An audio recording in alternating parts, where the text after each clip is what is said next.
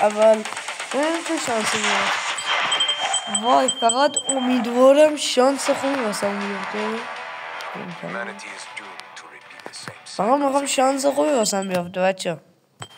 خب بزنین امید همه بچه. فقط یک تو رو خدا این دمبلا رو یگانه شو بده به من.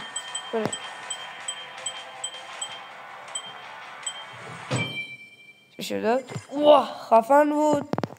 خوب بود. 30 تا گرفت. وای 30 تا سری. واسه چی بزنین میگه؟ من بزنین؟ به نظرتون بچه میزنین؟ وای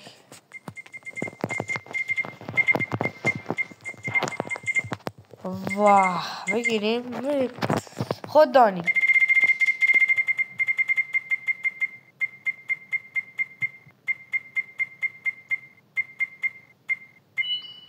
واه پشمو 40 تا شد یا علی. 15 تا سیبی.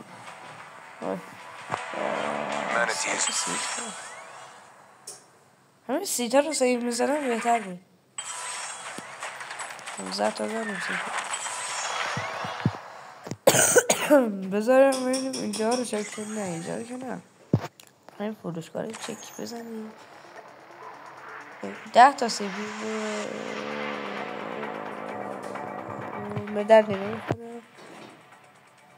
60 تا سیبی بابا بدم چیکار.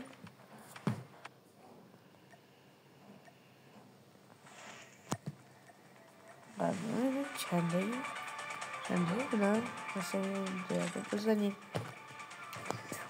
بچه با همین چیزایی که بهمون داره خوبم داده واقعا چیزا خوبی هم داره.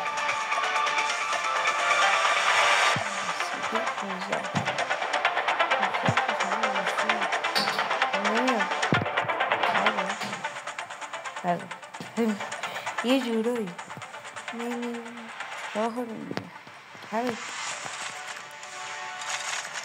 همون 80 تا سیبی رو نمیتونستم برم همین رو درد میکنم. 40 تا سیبی رو واسه این درد میکنم.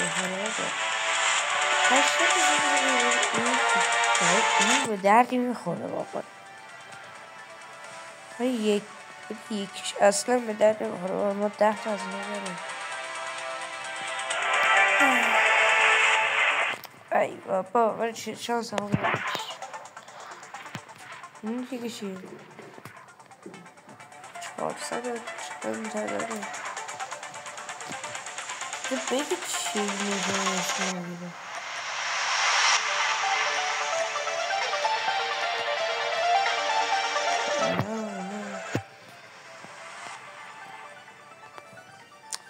بگید چی چیکار ها بگید.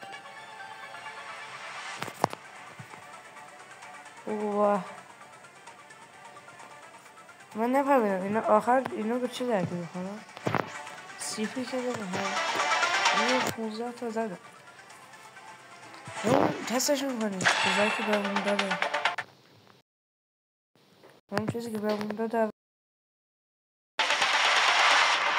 من مولتی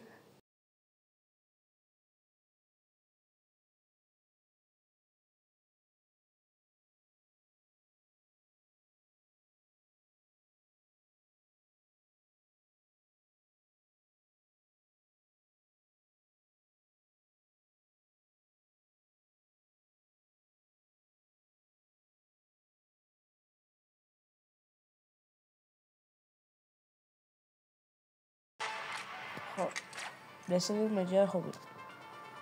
نه اوکی. خب این بکش اینشون میرسه. به به